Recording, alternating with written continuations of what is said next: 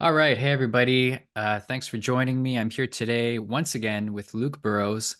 Last time Luke was on the podcast, we talked about his podcast called Raising Consciousness, as well as his company, Live Full Out. And he joins me again today to talk about goals for this year. And I guess we'll share both of our goals for this year, strategies that we're planning to implement to continue growing our projects. But before we get into all that, Luke, welcome. Thanks for joining me again. What's been up with you since the last time we spoke? Well, Rob, thank you so much for having me back. I'm a little bit rusty because haven't been a guest on a podcast for like it seems like forever.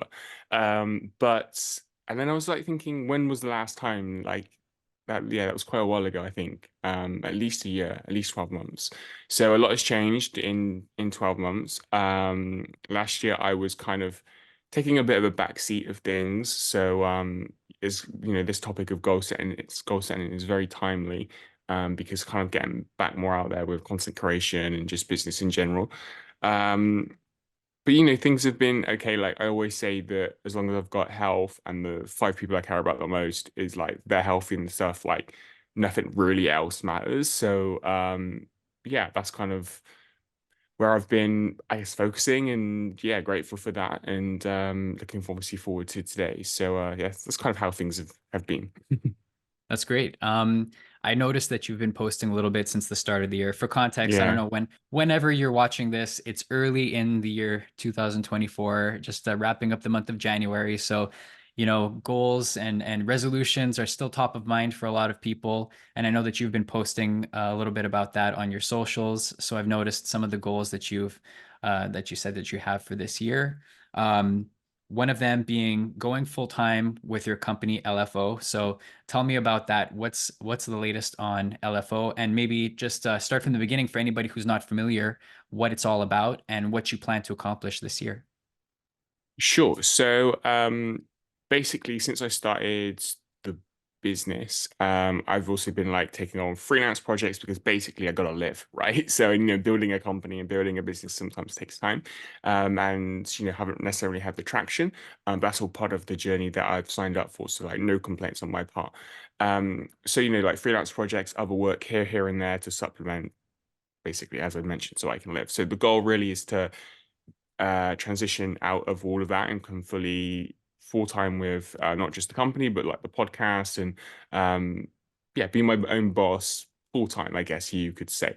Um, and so yeah, for context for those who don't know what LFO is, so um, we and it's changed since the last time I've come on, Rob. But basically, the mission now and what we do now is focusing on operating and building brands that put the health growth and transformation of humanity first. So one of the brands is the podcast that I'm building. So that's called Raising Consciousness, and that's where I have uh, conversations that I believe will go some way to raising human consciousness. So I know we kind of briefly spoke about like through comments the kind of topic of consciousness on a post that I kind of shared that was around a book called Power versus Force that went really deep into this topic of consciousness. But that's been a topic that I've been fascinated with probably since early 2021, and then I started the podcast Raising Consciousness towards the end of that year.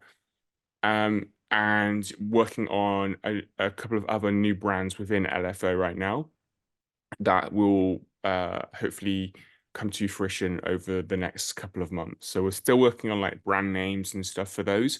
So there's not really much to kind of share in that regard. But um, I guess since I've come on, just developed more of a passion for health, for personal growth. I know last time we've spoke a lot about health, in the conversations that we've previously had. I remember when I think you came onto my podcast and we um briefly spoke about health and kind of like navigating, like the overwhelm of health information that's kind of Yeah. out there and the tips that kind of and on that episode, obviously we share tips that kind of help us. So since then, yeah, developed more of a passion for health. And one of the brands LFO is going to be operating is going to be more in that field. So we're kind of working on that. And then, yeah, that's going to help me to obviously achieve really the end goal of becoming full time. So yeah, that's definitely one of the goals for this year. So you mentioned that you kind of got really interested in the concept of consciousness in 2021, and I'm Mm, curious to know what is it that sparked that interest for you? Because I don't know, maybe it's just me and the people that I listen to, but I hear a lot about how humanity is kind of going through this awakening process. That's what a lot of people are saying right now. And it seems to at least be the case with a lot of people that I speak to who all kind of say that they're getting more interested in these topics over the past few years. So, what was it that kind of sparked that interest for you? yeah. So I started my journey with I guess like more traditional kind of mindset stuff and personal growth and that I'm sure listeners can go back to episode we did beforehand where I probably shared my journey and kind of how I got to where I got to. And then one day ultimately just kind of I just realized that everything is consciousness. Like I don't even know where that came from, right? And that's probably consciousness itself. Right. And just that moment of like actually everything is consciousness. And I kind of viewed it as like consciousness awareness, that they're very similar. Um and when I realized that, it was like, okay, I'm gonna start a podcast around that. And that's how like the podcast was born. So it was very I want to say sudden, but maybe that there was a build up in the background. And then I had that like a realization, that epiphany that everything is kind of consciousness, right? It's the awareness of things. It's I mean, you definitely have like the more spiritual kind of element of consciousness that a lot of people are getting into, and I'm kind of 100% believe in kind of that side, but I also talk about consciousness from the sense of like just being aware of the impact that we're having maybe on like other people, right? Or the world around us, or um yeah, so like these kind of parts of consciousness that aren't so spiritual, but are still part of the consciousness conversation. Like I think a lot of people, myself included, underestimate the impact that they have on others by their own actions, by what they say, by what they do, how they show up in the world. Um, then we can move more into like maybe the spiritual side with like our energy, our personal energy, how that affects people as well. So yeah, it just kind of comes back to that singular idea I had, yeah, back in 2021, that everything is consciousness, and wanting to start a podcast around that. And at the time and still today have conversations that go towards raising human consciousness, right? So when I started, it was about having conversations that aren't getting spoken about in the mainstream, like in the status quo. That's where I started to develop more of a passion around health and kind of food and stuff as well, because I was learning a lot about health and where our food comes from, right? But that is not getting spoken about on the news, right? Like if I turned on the news right now, they're not speaking about that. They're speaking about whatever is in their own agenda for today, right? And so it was about having those sorts of conversations to educate people, so then they can make better, healthier, more conscious choices, right, in their own lives to better themselves and the world around them. So yeah, hopefully that answers your question. Yeah, absolutely. How have you found the experience finding guests to talk about these things? Has it been a challenge, or is there an abundance of people that you've been able to reach out to and attract to talk to you on your show?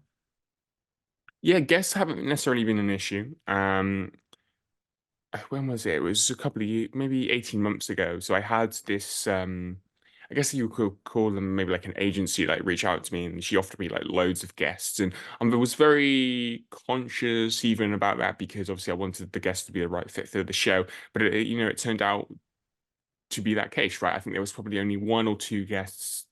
So there's only one guest that actually came onto the podcast that afterwards I was like, like maybe we didn't click as well as I would have liked. Hmm. But apart from that, like that, through that connection, I probably recorded like 10 to 12 episodes, right? And we still have a good working relationship today. So alongside that, yeah, just through networking on LinkedIn, on social platforms, yeah, guests haven't been a challenge that I faced, to be honest. That's good because I think Mm. this is something that a lot of people crave to discuss Mm. in recent times. So it doesn't really surprise me. I see more and more podcasts with similar themes kind of cropping up and these discussions being had more and more. So even though it's not in the mainstream necessarily, there is a larger volume of those types of conversations being had. So I find that to be kind of cool and interesting. Yeah, sure. It's that old saying that especially in the personal development growth space, whatever you want to call it, of like it goes something like you find what you look for or something, right? So if people want to look for these types of conversations, these topics, whether it's on social, on podcasts, books, whatever it is, you'll be able to find them, right? My one of my intentions with raising consciousness was to start to bring some of the topics and conversations that we have more into the mainstream, right? And more into the status quo. Because I think we all can benefit from having conversations around like health or where our food comes from, or even more of like the spiritual side, right? Because that's an innate part of all of us. And while some people might that might be uncomfortable for some people, they might not like to admit it. Like, let's be honest, right? Like we have a soul, and our spirit is is part of the human experience. So yeah, that's again, like that's why I wanted to start the podcast. How would you go about trying to expose somebody to these ideas who is not necessarily interested or, doesn't really take seriously the spiritual side of things or even just the notion of consciousness? It seems like too much of an abstract thing. What's your message to people who aren't really interested in grasping those ideas? So I don't try to force anything on anyone. Like I know it to be true for myself. So like and like in the broader scheme of things. So I just think like that's where they are in their state of consciousness, right? Like that's where they are in their journey, and actually to come to it from more of a place of empathy and compassion. That's not always easy because when you're deeply passionate about something, you obviously want to share it with others and help others to use it to transform their lives for the better. But you can't force people, like they're going through their own journeys. And um I somewhere I believe like at some point they may have their own realization. Whether it's, when they're 20 and, and they can live a more meaningful life for the rest of their lives, or whether they're 95, and they only got a few minutes left, so to speak, right? And then it's a bit too late. But at some point, I think like they're going to have their own realization. And I think for me, it's just about trying to grow and like have those realizations and become a better version of myself and everything as soon as I possibly can, um, to better my life kind of today and the people around me. So yeah, I try not to be forceful or push things, especially from like a spiritual sense, onto people. I think we all need that in our own time. And I think I alluded to it. Like I went through this program a few years back that was called, I think it was called Life Visioning on the Mind Valley platform. I think we spoke about that Hmm. quite a bit. Um, and that was like transformational in terms of my own like spiritual development. But there was a part in that quest in that course where it kind of spoke about how, we are all operating on the highest level of consciousness that we can in each moment. And so when we kind of really realize that and kind of embrace that, we get less upset when maybe people do something that actually they might still hurt us in some way, um, but maybe we don't react because we have that deeper understanding of like, oh, they're operating from the highest level of consciousness that they can. That doesn't mean that you let people off the hook. That doesn't mean you don't have standards and boundaries and principles for your own life. It just means you come to the table with more of that, I guess, that inner peace and contentment and most importantly, like compassion and empathy for others. Um, so that's like how I kind of approach it as well. Like you don't believe in spiritual stuff, it's too abstract for you. Cool, like that's where you are in your consciousness, right? Um, if they say it's too abstract but they're open-minded still to learn about it a bit, like then I'm gonna help them. But if they are, like even there's family members, right, that Yeah. like we like take the piss out of it, and it's just like, okay, cool, like whatever, you're operating from your highest level of consciousness. And in those moments, like I just shut up, like there's no point trying to fight a losing battle. So yeah, that's what I try and do. Is that something that you've encountered? Family members who challenge you on your projects and on your goals and stuff like that? Um, so not so much like challenge me on my goals, but of what we're talking about beforehand in terms of like from like a spiritual kind of side, or like sometimes I might talk about the universe or something, Yeah. right? Like, and they like take the piss out of that. And so I'm just like, okay, cool, just try and I just shut up. And it's not even really like close family members, it's just like cousins or something, right? I don't really see, so it doesn't really bother me. Like if it was, as I mentioned beforehand, like I probably got 3 to 5 really close people around me. Like, so if it was one of them, like, I'd probably be a little bit more hurt. But Hmm. again, I would still kind of understand that they're operating from the highest level of consciousness. But most of my close family members are quite open to kind of the idea. Um, Application is a different matter because I think we all, on some level, get caught up in like the modern world and kind of then lose sight of what I could now call the truth. But um, that's again part of the journey, and I try and help them with that. But yeah, yeah, with distant kind of family members or old friends, etc., I just kind of let it go and just okay, cool. Like that's where you are in your evolution right now. Like awesome. So you spoke a bit about your goals with your company, but then Sure. you've also, and you can elaborate more on that if you wish, but you also mentioned that something that you had planned to challenge yourself with this year was facing fears, which is, I guess, Mhm. more of a personal development thing. And I'm interested in that. What kind of fears are you planning to face this year, and why is it important for you to do so? Yeah, so basically, because I kind of alluded to it in the first part of our conversation, where I kind of said like last year it was kind of interesting. Like I was kind of in between deciding where I wanted to go with business, and didn't probably grow as much as I wanted to. And so like this year, business is a key focus.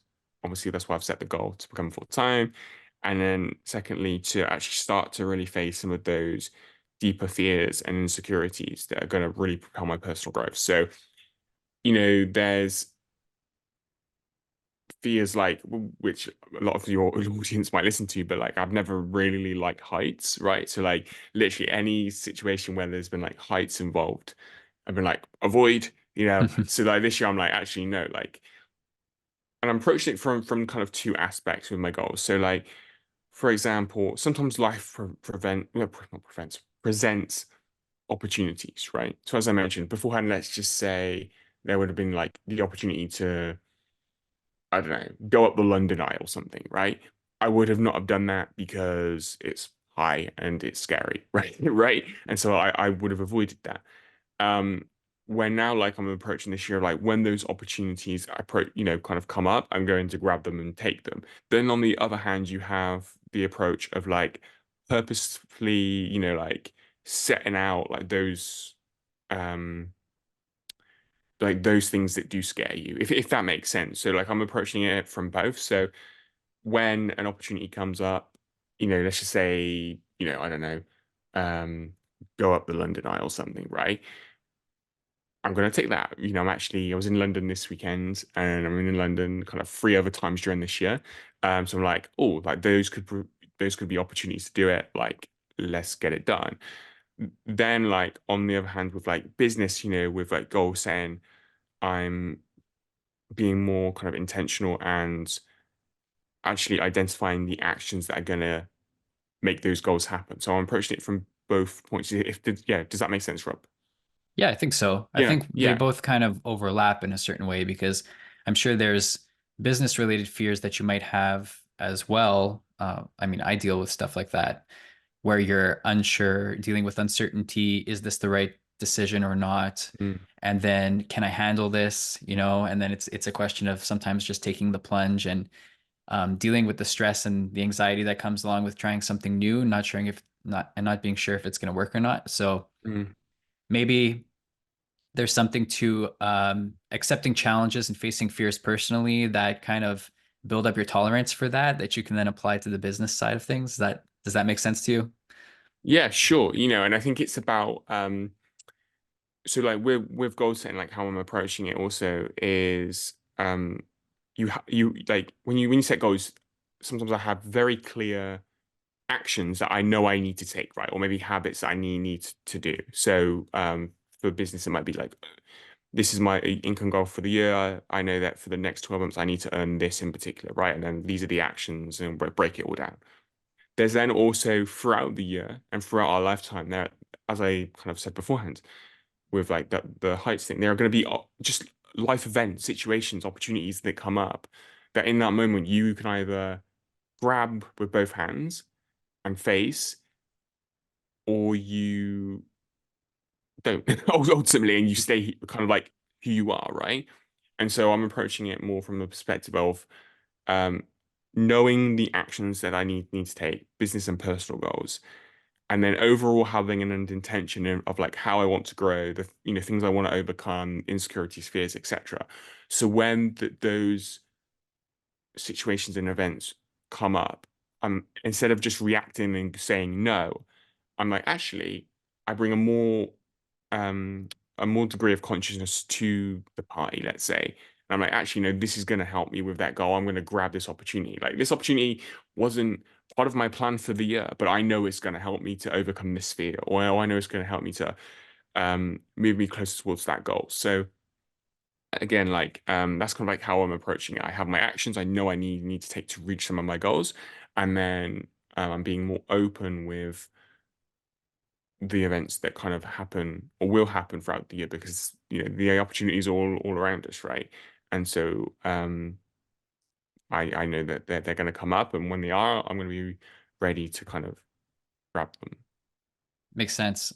Are there any other strategies that you're implementing? I think one of the previous conversations that we had, you explained that you were following this program for a while. I believe that Sure. was tailored around uh, achieving goals and providing strategies for doing so. Can you elaborate on Yeah. that a little bit? Like, what Yeah. was that all Sure. about? So it's called Lifebook, and I went through Lifebook a few years ago. Again, it's a program on the Mind Valley platform. As you can tell, I'm a huge fan of Mind Valley. Been amazing in my personal growth. And essentially, it's like it's not just goal setting, to be honest. It's actually like life visioning program. So you start off with your health and fitness, and you run through 12 categories of life, and in each category of life, you go really, really deep. So you create a vision, you identify what you need to believe about that category, about yourself, right? So in health and fitness, for example, maybe you uncover that you have a belief that, I really hate exercise, right? So and that wasn't my belief, by the way, but maybe that's a belief that you have. Like that belief isn't going to serve you if your vision is to be a, you know, athlete or something, right? I don't know, like so like basically your beliefs need to match your vision, right? And so you go through that process of uncovering what your beliefs are and starting to set new, more empowering beliefs that support your vision. So you go vision, beliefs, your why, like why do you want that vision ultimately?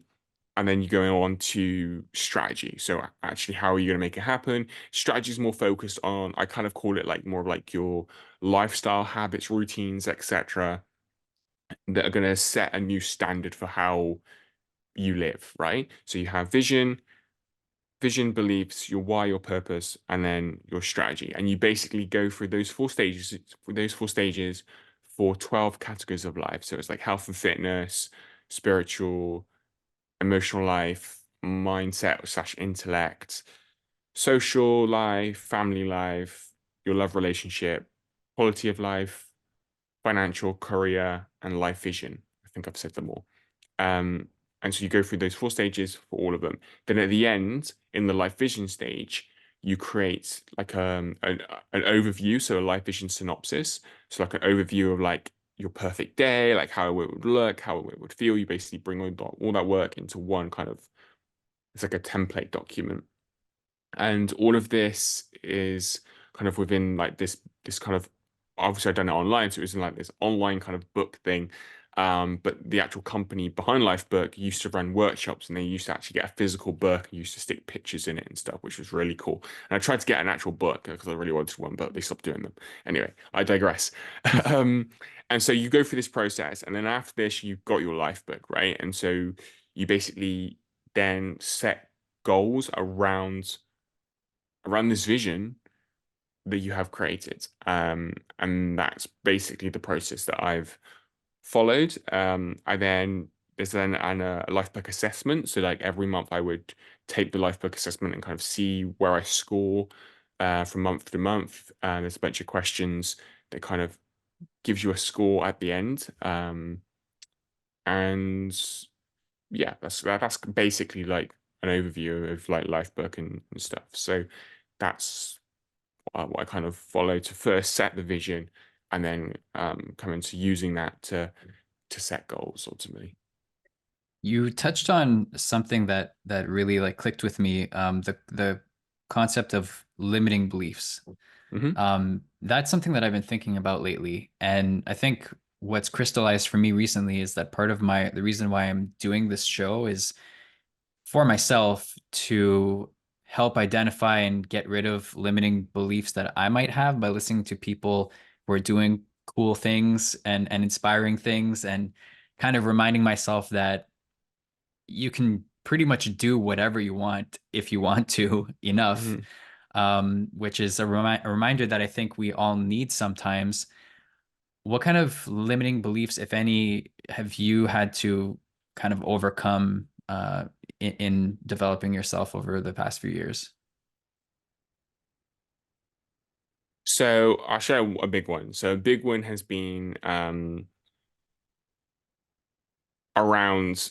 So I'll start from the beginning. So basically, I like exercise, but I'm a cardio person, right? Like say Luke, you're going for a run right now, and I'm off, right? Like, let's go, right? Mhm. Say Luke, let's go and lift weights. I'm crying. Okay, like that's just it. And I was like, why? Like, and actually, so there's a belief there around like not being strong or you know not having the body for strength training or whatever it is. And I think also sometimes the thing with limiting belief is that sometimes it can be actually, this is what I found, a challenge to actually find the words to describe the limiting belief, right? Like, actually, how do I put this into words? All I know is that actually you have like a feeling linked to doing certain activities that make you basically not do it, right? So that was one of like being weak, like not seeing myself as somebody who trains kind of in that way. And so, I mean, I, about a year ago or so, I started to, and every session I still absolutely hate it. But but that's probably the limiting belief talking, right? Um, but I show up still to every single one and do it, right? Like just do it. Um, so that was one. Another one is probably been like this underriding feeling of like sometimes just not being good enough, right? Like in business, I think it's kind of come up of like just questioning actually, am I an entrepreneur? Like, can I build this? Like, like I know that, and it came up at the weekend I attended an event like it was called Startup Show in London, and I kind of left the event, and the question came up again of like, I know that I'm not an employee, right? Like, I hate that life. Mhm. 9 to 5 is not for me. Like, I know that. Then on the other side, like I've gravitated towards business and building a business, and I just question like, am I capable? Like, am I an entrepreneur? Am I a business owner? Um, and am I good enough to kind of build this, right? Again, a limiting belief. Um, just like by attending this event and seeing all these entrepreneurs build these great things and kind of have all the business talk and just like seemingly just see like what they're doing and like how just feeling like different from that, right? Um, so that's another one. There's limiting beliefs around also around like relationships, right? Like yeah, it's like just so many. So um some of them, like with the strength training one, I've been able to I say face, but like continue to show up and do actions, take action, sorry. And I mean, like now with my exercise kind of program, it's like more of a habit. It's just like who I am. I just like show up and do it, form that. And then there's others, especially like around the relationship one, like I'm kind of on some level I'm avoiding.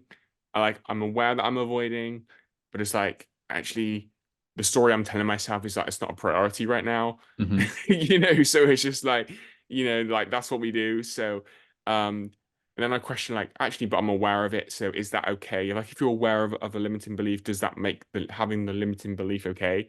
And then like I just go into like all this mental chatter, right? Just in my mind. So um like that's part of the personal growth kind of journey like I guess you go on, right? But yeah, I've kind of lost answering your question, so hopefully that helps in some way. But to answer your question, yeah, we all have some form of limiting belief, and some that I've been able to face more head on. And I've realized actually the ones I've been able to face more head on are the ones that actually in a way don't require other people, if that makes sense. So like the strength training one, like really like that's my relationship with that type of exercise, and I'm facing that. But the relationship one, shit, I need other people, like so like that is something that I've kind of realized is the ones that involve in some level other people are the ones that I'm kind of avoiding, mostly because I think maybe like something around like confrontation. I don't like confrontation.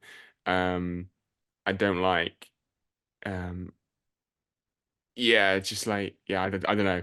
I have to dive deeper into those, but I have realized that, and so that's something that I'm working on. But yeah, hopefully that answers your question. I kind of rambled there. No, no, it does. I think there's also something to the concept of not being too hard on yourself also when you're striving Mm. for goals and not overwhelming yourself, because as you said, like you're able to admit when something is not a priority for you right now, and I think that's okay. We all need to at the same time as we shouldn't limit ourselves. We have to recognize that there's only so much we can do at once, and priorities are necessary in a lot of cases.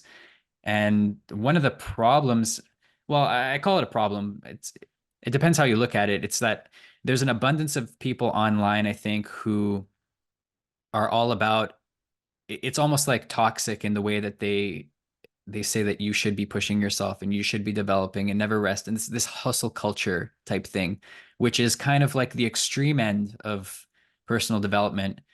So how do you avoid getting into a place where it's unhealthy, the amount that you're pushing yourself to try and grow and develop? So I think that's something I'm working on, continuing to work on. I think one thing that's helped me is coming off social media or out of the noise. Like you mentioned beforehand, I've started to repost, but I don't have Instagram on my phone, right? Like I do it from my laptop, right? I go on a post, I might scroll through the feed for like 5 minutes, then I'm off. Like I don't, it's not on my phone, it's not there 24/7. The apps that are on my phone is probably like WhatsApp, probably, and like one other in terms of like social apps, like message apps. But notifications only come on at like I think I've set them all for 5 p.m. so I can just review them at the end of the day, then deal with them, push it to one side. So yeah, I think the biggest trap I've kind of fell into recently around that is around health. Because going back to what we spoke about last episode in terms of a lot of health information conflicting, you then have kind of like gym bro culture, right? And it's just like, and that's probably hasn't helped or like fueled the limiting belief because I'm like, oh, I'm not like them, but is that what a guy should be like or look like or et cetera, et cetera. So um that's been as I mentioned beforehand, a limiting belief, right? And then once I've started to and that fuels a lot of my so sometimes like I get really frustrated within strength workouts, right? Like if I'm unable to like lift a weight or something, right? I get like really pissed off, right? And so I'm like trying to have more compassion with myself. This is like the first time I've ever shared that, by the way. Um, yeah, so like having more compassion with myself and like, going to um like my meditation practice or whatever. It's just like calm the mind, calm the ego, etc. That's all that is. So, and then obviously get to the root, try to get to the root cause of like where this is coming from and like process those emotions, etc. Um, but yeah, I just try to manage the information that I am consuming and then have compassion with self, be honest with myself, and then one thing I've realized that helps or has helped is talking about how I've been feeling with others. Um, I journal a lot, just like get my thoughts and feelings and kind of frustrations out onto paper. And then yeah, just trying to disconnect from, as I call it, the noise, right? You need to disconnect from the noise. But yeah, I think like as long as so growth and like making progress is actually a key value of mine. So for me, as long as I sense that I'm making progress in some way within kind of how I see, like from where I've kind of come from, where I am now, and progress can be as small as you like, right? Then actually I feel content with that. Um, and so I think it's about kind of coming clear on, and this is what life book helps with, right? Your vision. So you go through life book, you have your vision, right? Like that's who you want to become. It's not about who Joe blogs on Instagram is becoming and him sharing his journey on Instagram, right? And so the life book process really helped. Like, this is my vision. This is who I want to become. These are the habits that are going to get me there. These are the actions. This is the strategy.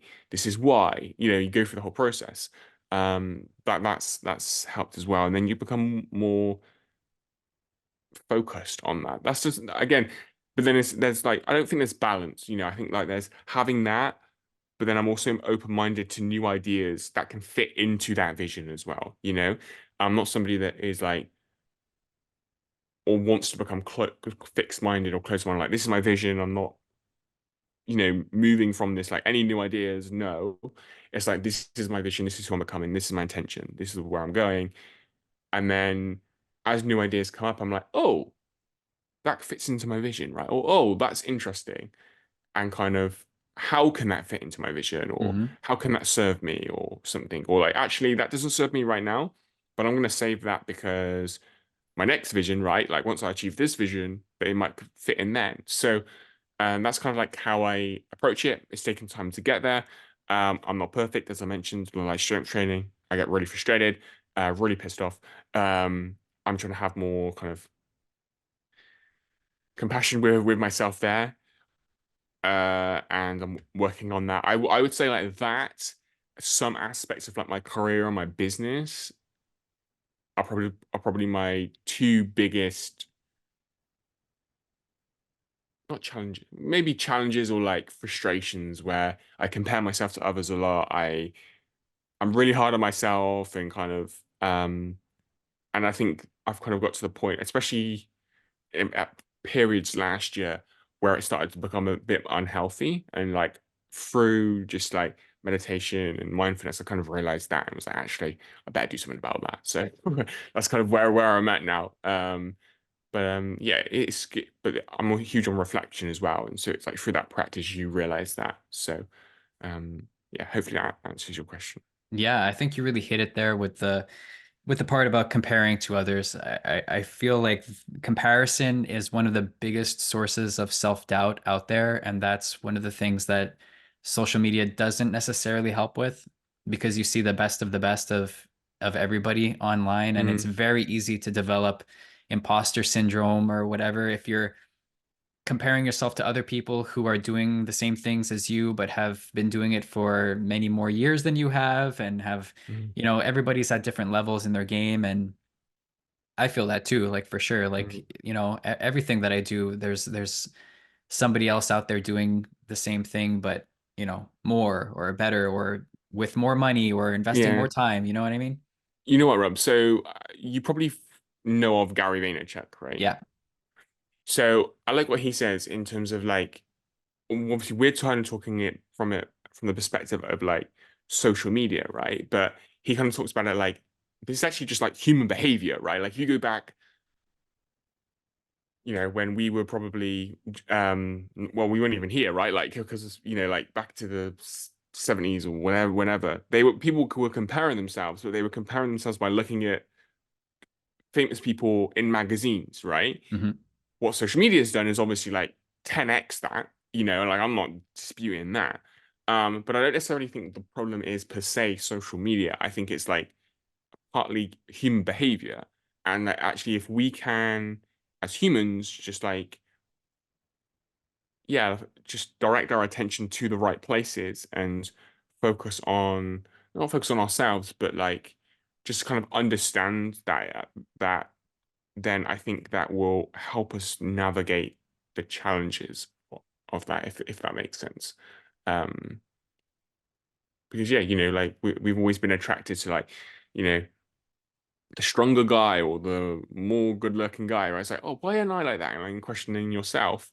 Obviously, social media just, as I mentioned, 10 times that. But if we're really comfortable and develop ourselves and develop the relationship with ourselves on a really deep level, then in my mind, none of those external things should matter on a level where it really bothers us and moves us and actually affects our self-confidence and self-esteem. And I think that's one of the goals of all personal growth, right? To kind of to at least strive to get to that point.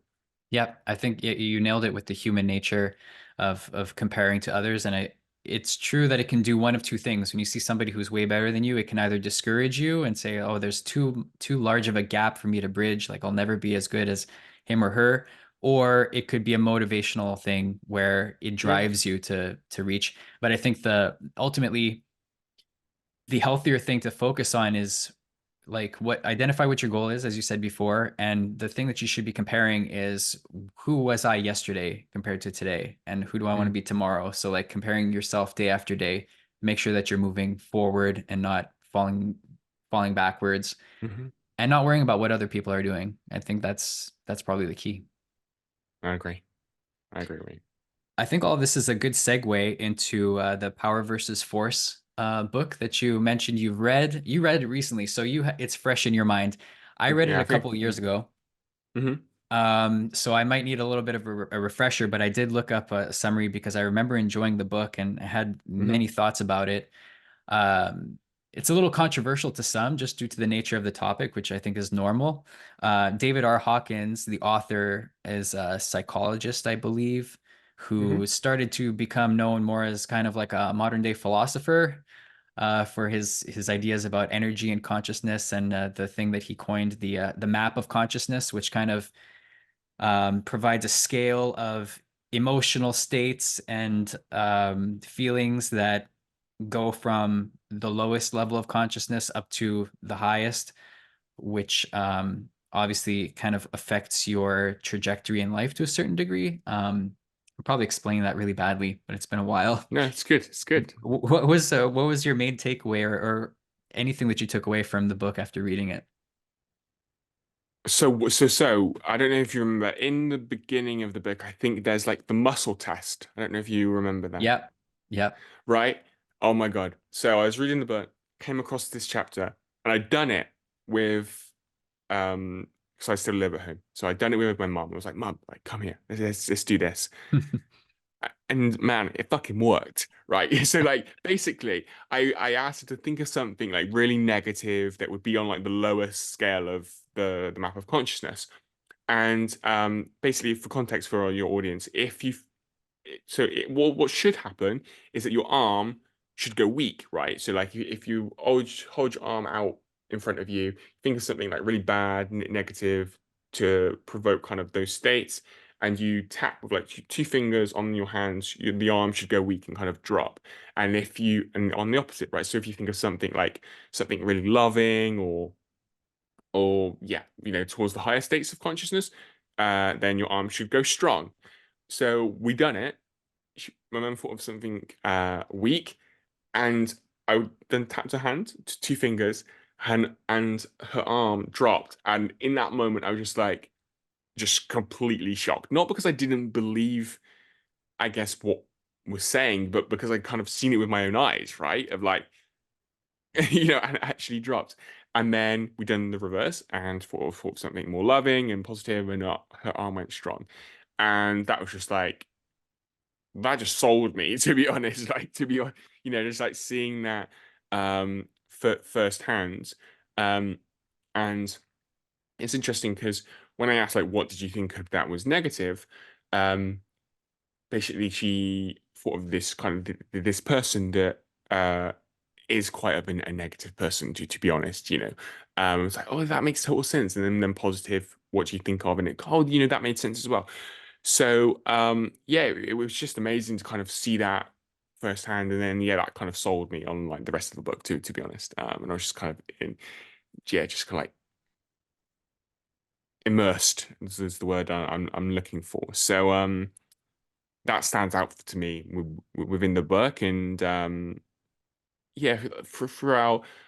Um, so it's a book that I know that I'm gonna have to go back and reread and reread and reread, because like some of the concepts are just like, I kind of get it, but at what level do I get it? If that makes sense, You'll So I will probably need to. read it and come away with something Mm, completely different in a couple yeah, years when you yourself as a person have changed. And I find that with books a lot. Like as my library has grown over the year, the way I used to approach books was like once you read it, just get rid of it. There's no point in keeping it yeah, around anymore. same. And I'm completely different now because Mm, things that I read 10 years ago, I'll go back and it's like I'm reading it for the first time because A, you don't retain everything that you read over time. Your mm, memory fades, and that's just like on a simple level. But also, your takeaways are completely different. Even after just a couple years of going through different experiences and things changing in your life, you'll discover things from books that you never would have thought of before when you read them yeah. previously.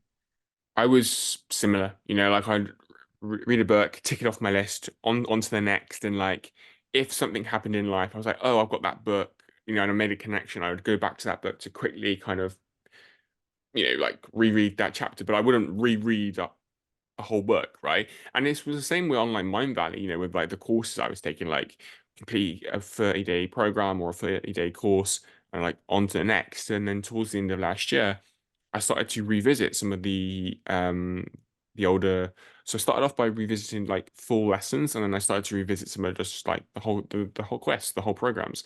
And basically so I have like this note-taking system, and just added to the notes, and built on what I had already learned the first time. And it was interesting to kind of see, oh, I learned that this time, but this time I'm kind of seeing that and like join the two together to form a more powerful insight. So I'm definitely looking to do that more this year. And actually one of my habits that I kind of want to start. So I try and like read a book and do a Mind Valley quest like a month. And like 1 month I'm gonna do a new book and a new quest, and then the next month I'm going to revisit an older book or an older quest. So to mix it up, because I think that, that's been surprisingly valuable. That's a great idea. So Something random that just occurred to me when talking about rereading stuff and I guess whatever reconsuming anything that you've gone through before. I thought of the way that I was as a kid and the way that I see my daughter. She'll watch the same movie 20 times, mm, and I think, oh, it's, kids are so weird. Like, why do they do that? They want to rewatch something over and over again. And I think that maybe like kids are developing so at such a rapid pace that every time they watch something that they've seen before, it's like a new experience because mm, they're growing very quickly. Whereas like you and I, adults, we change at a much slower pace, but children are from day to day just changing and changing and learning. And I mm, think that the willingness for us to go back to things that we've read before with fresh eyes is tapping into that childlike nature a little bit and something that I think we're missing a lot of. At least I true. am, and I'll speak for myself, and trying to recapture like that sense of wonder and having fun and discovery that I think is Mm, missing for a lot of people. At least I feel like that's missing sometimes, and I'd really like to try to recapture that more. definitely. No, I agree. I agree. I see that in my own life actually as well. That's something that, especially as I was talking beforehand about a lot of the things that actually frustrate me. It's like this. and because they're what am I trying to say? Repeated frustrations as well. It's almost like through that, and then sometimes when I get frustrated or annoyed, I become really serious, right? And it's like I kind of realize like actually, is this what life is about? You know, or is life, as you mentioned about, is about wonder, is about play, is about enjoyment. Sure, you're gonna have like those tough moments, but through those you grow and you evolve and you move forward. But actually, overall, should you, I don't like using the word should, but should you kind of be stuck in these states, right? Or should they be like acute moments in time where they teach you something and you like bounce off of them and kind of become stronger and move forward, right? And I think that's obviously what children do quite well. And I think, yeah, just like that nature is something that I'm definitely becoming more aware to myself, and want to get back. So yeah, a lot of growth still to happen. Definitely, and that goes for all of us. So just to continue on power versus force, maybe you can explain the title of the book better than I can, but my interpretation of power versus force is kind of like the difference between trying to use sheer willpower to make something happen in a very aggressive and I guess wait, is that would be for force, trying to force something against its will to change because you want it to, versus power being influencing something with kind of grace and harmony and just letting something adapt and transform naturally rather than trying to like exert your will precisely on it. That was Yeah. kind of like that kind of my rough definition of what the message of the book is. But what was your grand takeaway from it? I think you did a good job at summarizing both power and force. I think beforehand, like I thought from my own experiences that they were kind of one of the same thing, and I kind of realized that actually they're not. Like so, and it's almost like I kind of seen it more from like a societal kind of perspective of like force is it could be like I want to I don't know what comes to mind is like the police, right? Like they inflict force on people to kind of do things or whatever it is. Um, and so like, and when I think of that, it's like actually that it can be quite of a a low energy field, you know, if you think about it, where power is like more stepping into, and when I think of power now, I kind of think of our own sense of personal power, of like our personal power to not necessarily make something happen, but to inflict change in a way. So that's kind of like where my mind goes anyway. That actually we have more personal power kind of like within our own lives to inflict change. Um, when we kind of and when I'm saying that, it's like when we just kind of like step into it and allow it to kind of happen, and just like the realization that we can actually be quite powerful. But yeah, I like how you summarize both, but that's kind of like where when I was like reading the book, I kind of my mind kind of went um to be honest. But I guess beforehand, as I mentioned, like with my own experiences, I thought they were the same, but I realized throughout the book that they're not. And that was quite impactful as well. But yeah, I would definitely have to go back through some of the concepts as well. But yeah, great book. Yeah, I Yeah. definitely How recommend it about as well. What else is on your reading list for this year? my reading list? So actually, at the moment, as I mentioned, like going back through different books. So I'm probably going to go back for a book that's called Eat Smarter, which is a really good book. Although because of that book I actually listened to as an audiobook, so I'm going to probably read it this time. Um, and then there's a few books by what's it called? There's a book that's called When the Body Says No. There was another one. I think it's by the same author. I forgot what it's called. Um, So, yeah, I forgot what it's called. No, when the body says no, there's a few, there's about this, I think he's a psychologist that talks a lot about trauma. And I listened to him on a podcast, and then I wanted to like dive more into trauma and kind of about like how trauma affects us as human beings, right? Like affects our bodies, affects our minds, affects our health. Um, because yeah, listening to those podcasts, that was I was like blown away. Like people don't realize like how much trauma affects us ultimately. Um, so I think yeah, one was definitely When the Body Says No, and then there was a few others by the same author, but they elude me the names right now. No problem. Well, that should be enough for people to go on. They can look it up themselves if they're interested. Yeah, let me see if I can quickly find it.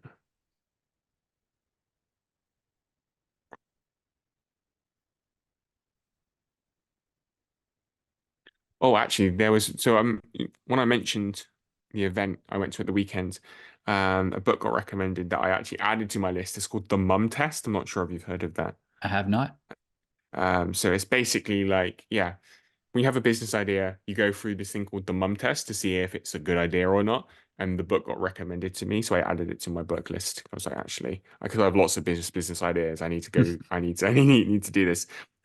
So yeah, the book is called the author I was thinking about was Dr. Gabor Mate. I'm Oh, not sure yes, if I you, know him. yeah, I'm yeah. familiar with him. So he has the book When the Body Says No: The Cost of Hidden Stress.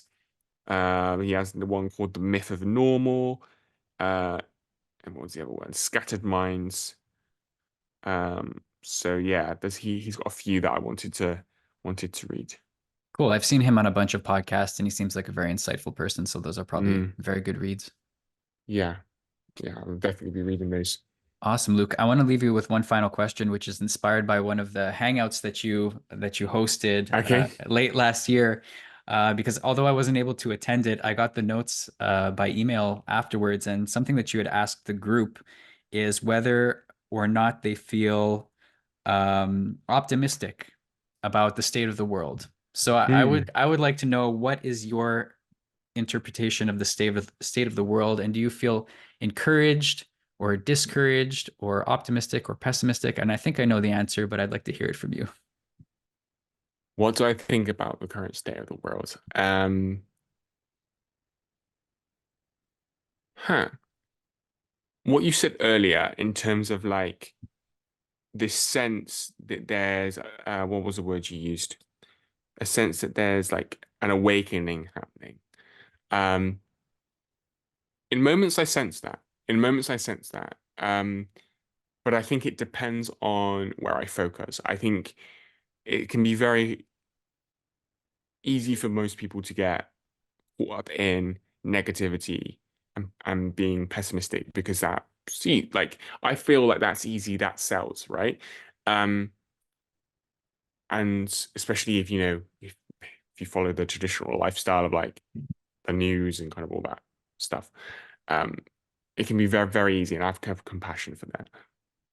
Overall, though, if we look at not just the state of the world, but just life,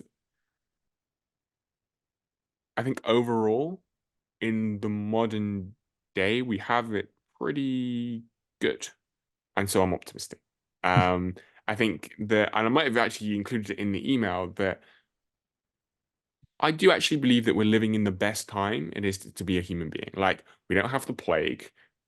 You know, we don't have, okay, there are wars and stuff going off on, and would I want to be in a war zone? Absolutely not. But it's not World War One or World War Two or whatever it is. Are there challenges? Yes.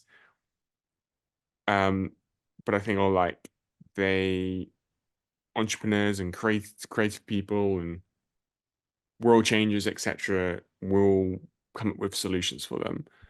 Um, so yeah, I just feel like we're living in the best time it is to be a human being. Like, would I rather live now or 500 years ago?